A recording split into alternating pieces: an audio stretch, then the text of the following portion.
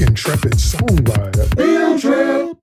What's up, y'all? It's your Intrepid Songwriter chronicling my adventures as a songwriter, because seriously, nobody does that. I'm here today at CRC, Chicago Recording Company. If you are in or around the Chicagoland area, you don't have any business not knowing what and where CRC is. CRC is where all the big names come when they're in town, the major recording artists. Voiceover work is done here, commercial work is done here. They have all kind of suites. They have a mastering suite. I've done many projects here.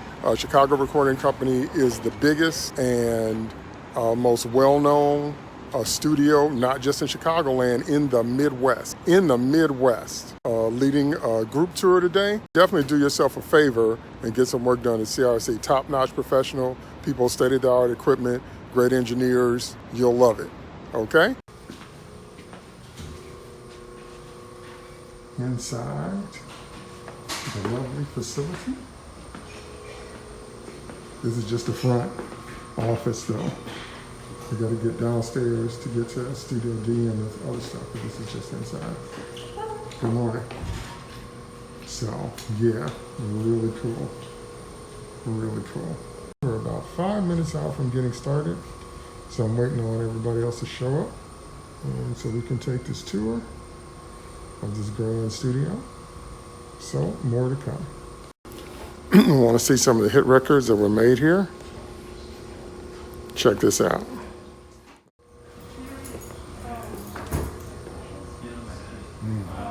Michael Jackson history. Okay. Lady Gaga's Art Pop. Aaliyah. Eye of the Tiger. That's the kind of legacy this place has. That's the kind of records that were made here. I kid you not.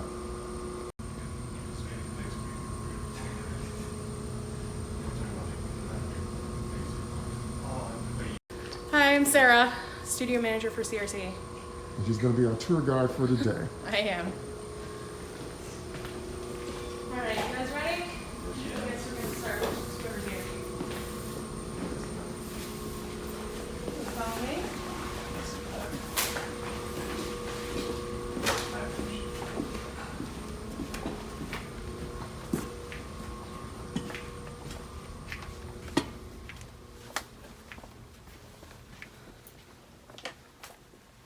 Okay, so it's just us.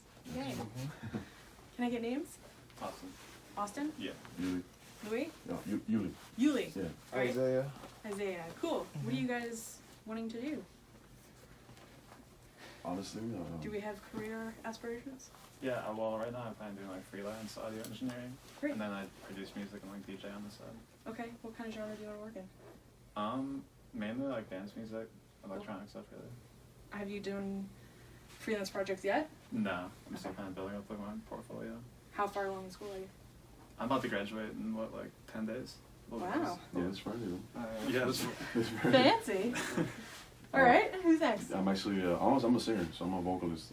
Cool. Actually, that's my main aspiration, I think, in the music industry. But Sure. What right kind of now, vocals? Honestly, I've recorded here a couple times with Lakeside Singers, more choir-wise, and I started, but I'm more into like hip-hop, reggaeton, a little bit of everything. Rock, Okay. too. Do you do any production or is it just I do, yeah, actually. Yeah, I'm actually producing my own album right now. I produce over a couple of little artists too. That's my main thing, is to kind of just get ready in the studio and make sure I got that set. So what's your preference? Doing your own vocals or helping other vocalists? I've actually never done. I've done my own vocals. My biggest thing is I think just sticking with the vocals wise. I think that's my main thing. Okay. Beat wise too. That's Cool. everything. What about you? For me, I make music as well, but like as far as career options, I kind of want to go like an entertainment coordinator route or like maybe a talent manager, like something like that. Okay. But yeah. Are you ready to handle all of the divas and super demanding artists? And I mean, yeah, I'm cool. I'm really good at dealing with personalities, so. Okay. All right. I'm Good. the As long as you're youngest. prepared for it. I'm the youngest of a lot of siblings, so. Well, there you go. That'll help you enormously. Yeah. Well, welcome to CRC. You said you've been here. Have you guys been here This before? is my first time. Perfect.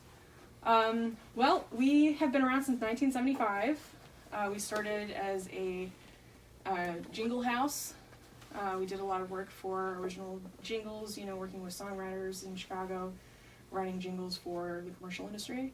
And we also did music on the side, kind of like a pet project. And we've grown to be where we are now, where we're the largest independently owned studio in the US. So, go us. We have 11 rooms in total. So out of the 11 rooms, we have 5 music rooms. They range from small, you know, writing production rooms, all the way to, we have 2 large rooms, pretty much the same size. So we can move between rooms easily. For the post rooms, we do everything from sound design, Foley, voiceovers, full mix for commercials, TV, and film. We do some gaming, which is kind of cool. We do a lot of podcasts. Anything post-related, we're down to do.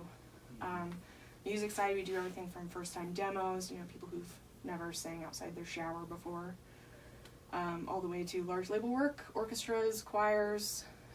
We work with the Chicago Symphony Orchestra on a regular basis, so that's kind of cool. Pretty much any Broadway stuff in Chicago, they'll bring here. Mostly because we have the space and the experience and the gear, you know, we can pretty much handle it all. So this is an example of one of our large rooms. The great thing about this, I'm sure you guys have all learned about signal flow, acoustics, you know, all the importance of that kind of stuff, right? Mm-hmm. The cool thing about these rooms is they're all acoustically treated differently to optimize the sound of different instruments. So we do have the space to open it up like it is now. You can have a full orchestra in here, but placement is everything, right? So this is what we call the dead room. Obviously it's pretty quiet, you know. Go into any of the booths, they're going to be even more dead acoustically. That's super important to us to get the cleanest recording possible out of the gate, because God knows, with all the plugins and all the gear we have, you could create an entirely different sounding song in the mixing process. Yeah. But out of the gate, clean, crisp, everything. And here, if you guys want to walk in here, you can even see my voice livens a bit. Can you hear it? Yeah. Mm-hmm. Yeah. So this is like average acoustics you're going to find in a new one-room studio. So you can pretty much put anything in here. It's going to give you a nice, even temper, you know, room noise to it. Popular in there is going to be anything with strings, so anything that's naturally reverberant. We don't want to give it too much room noise because it makes it too muddled. But in here, we can do guitars, bass, woodwinds. It's a very popular room for woodwinds. And then as you travel through here, you can see physical differences about the room, and you can definitely hear it. So this is our very live room. You hear my voice is changing already. So what do you notice that's different about this room physically than the other two? It's higher. Yeah, it's higher. Yep. Okay, the whole trick to recording is that the rooms are asymmetrical. Yep. That there are no surfaces that give you right angles or anything the same, because that's what causes natural reverb. Yep. So So you'll to notice get that- like the angles on the walls, the angles Right. with the windows. You'll notice that these diffuser ups in the ceilings, they're more sharp than the ones over here. And what that does is just bounces the sound around a lot of different directions. There's also no padding on the walls, you know? That makes a huge difference. The only padding in this room is here because we don't want any interference from a column that has to be there for structural reasons. But big brass drums, especially rock drums, go in here. Genre makes a difference. So if I'm doing rock drums, I want it to be super powerful, you know, bassy. So I'm gonna put it in here. But if I'm doing jazz drums, do you think I'm gonna put it in here? No, I want it to be more intimate and, you know, delicate sounding. So I'm gonna put it in one of the other rooms. It's one of the things our engineers are really well versed in is placement. You know, we have clients come through me and book and they'll tell me the instrumentation before the client can even say I want it here, here, here. Engineer already has a plan. So that's really comforting for a lot of our clients to know that they're in really professional, good hands. So another thing that you might notice is that, do you hear anything? No. You're in downtown Chicago with a hospital 1 block away. Isn't that crazy? Mm-hmm. So if you see, can you see how wide the wall is from the window outside? All of our rooms are built with floating floors. Do you guys know what that is? No. So I want you to think of like the outside structure of a room, right?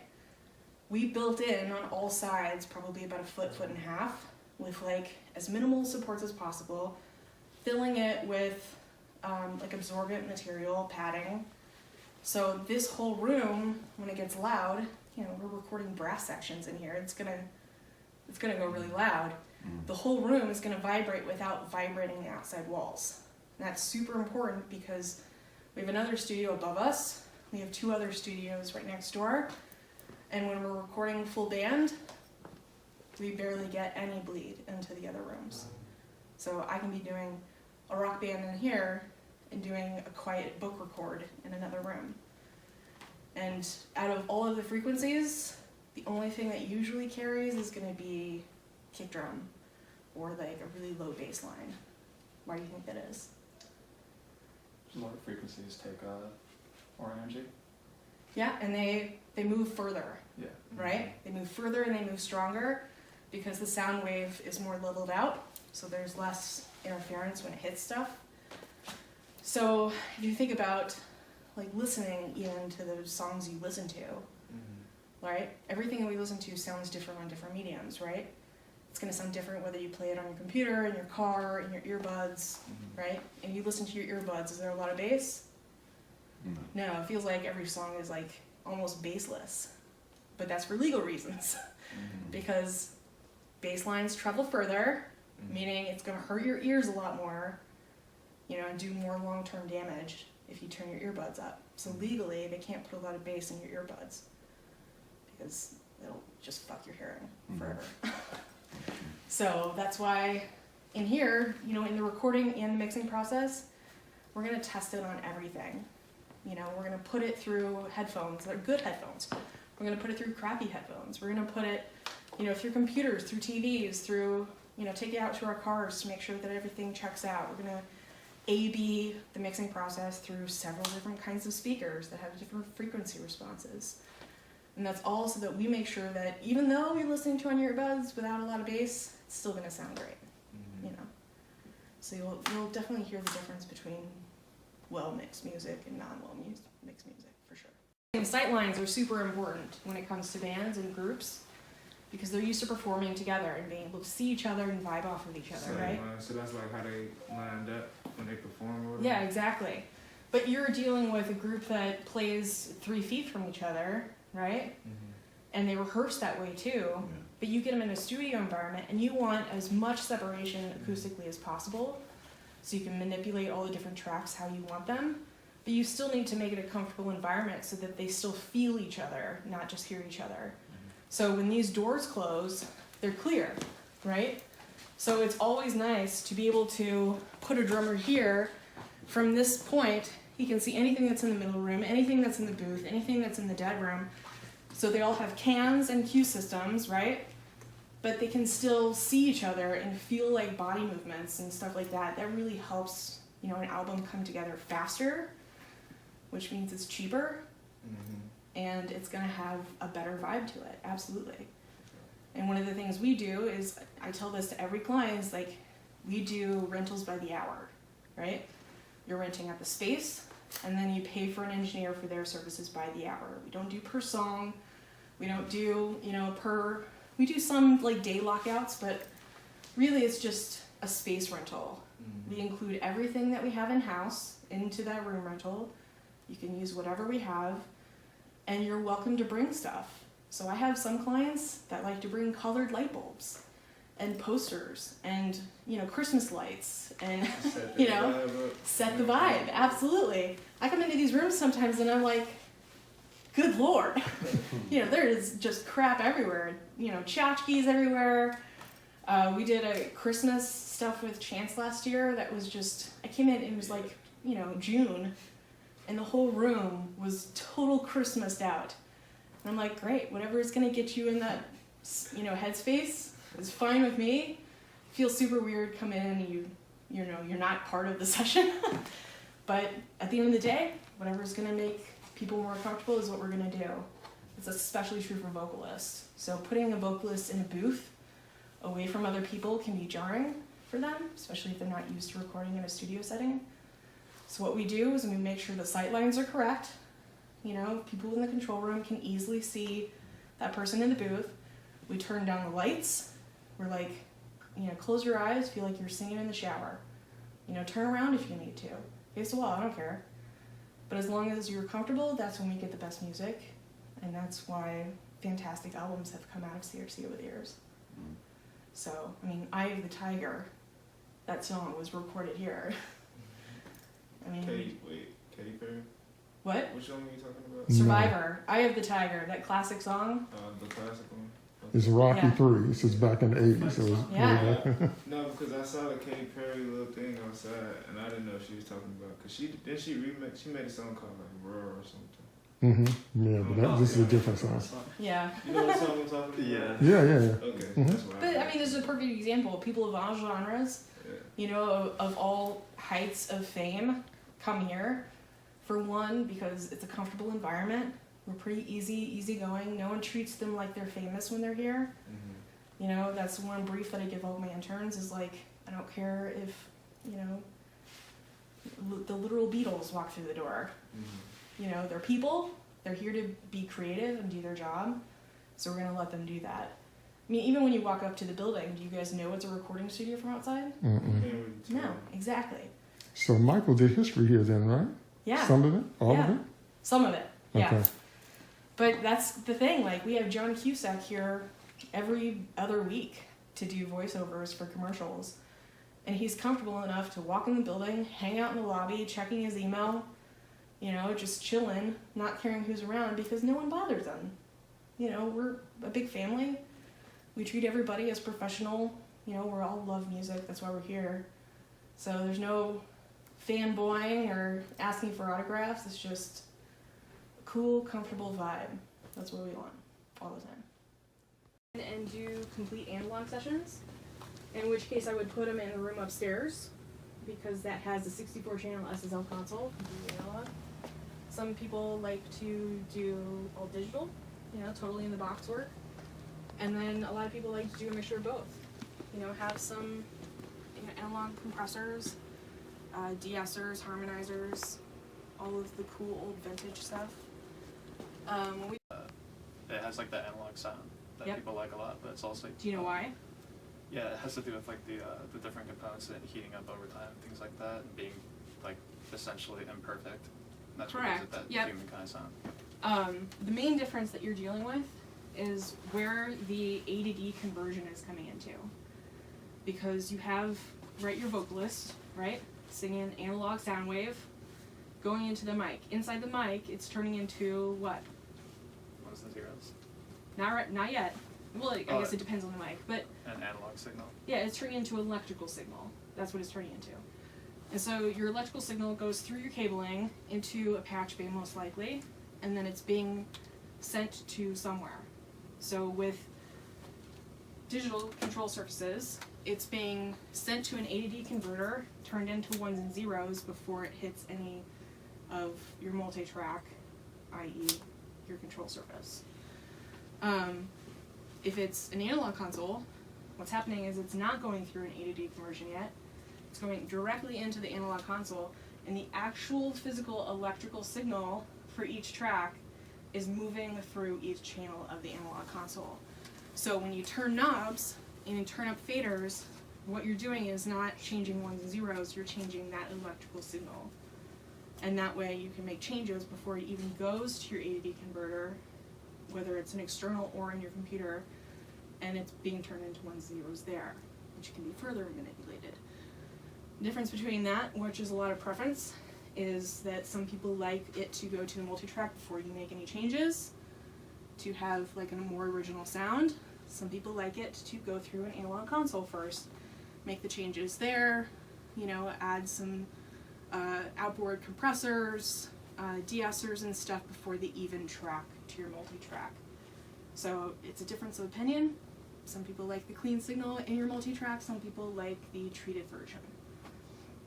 Total personal preference, you know.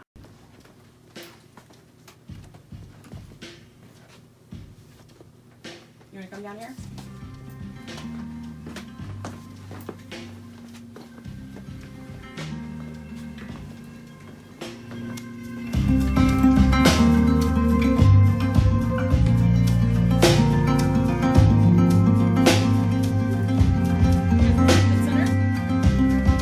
Trouble's what you're in. Trouble you're in that dress that's as black as my heart on this train. Trouble's what you're in. Trouble you're with those lips that's as red as the blood. Try another patch cable. I guess what I would ask is, where do you think would be a good place to start? And like any area of that field? Interning. Interning. Absolutely. But like at what type of like space? And what type of space you The options are endless. I mean, you can work for a music house. You can do an apprenticeship with someone in particular that you like how they do stuff. Nothing is going to teach you more than just plain experience, just being there. So if I were you, I always tell people, plan on 3 internships and try to make them as different as possible. Because it's the only way that you're going to find out exactly what you want to do. So, you know, reach out to a producer that you really like working with, if that's something you're interested in doing. Seeing if you can shadow them or assist them.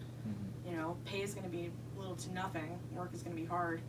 But at the same time, you're getting valuable experience. So I knew that I always wanted to work in a studio. So what did I do? I did 3 internships at 3 very, very different studios. You know, I did a music-only studio, and then I did a post-only studio. Both of them were super small. And then I came here and did the internship here, and we're huge. And it ran totally different from one another. Totally different experiences, and I wouldn't have changed that for the world. So just do your research. You know, there are plenty of people, even if they don't list internships on their website, maybe they don't have an official internship program, but maybe if you reach out to them, they can help you. You know, you can do an apprenticeship or something like that.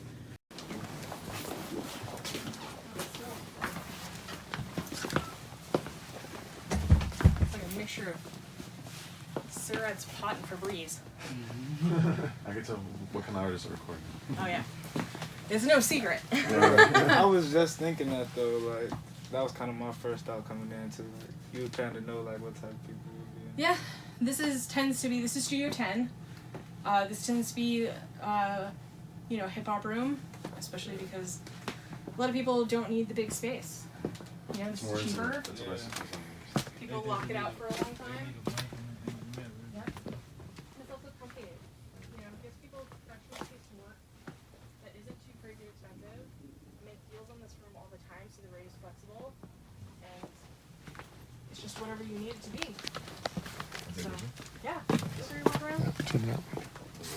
Yeah, I did a demo here because of what she just said, because the rates were flexible and we weren't going to spend a whole lot of time. So. Yep. We do what we got to do, and that's it. I don't know why I like this. I don't know why I had Studio D stuck in my head. Oh, it's okay. Back in the day, we did have a Studio D. Okay. Maybe that's what I'm thinking about. For a weapon, I don't want you to miss this. The Avalon VT 737.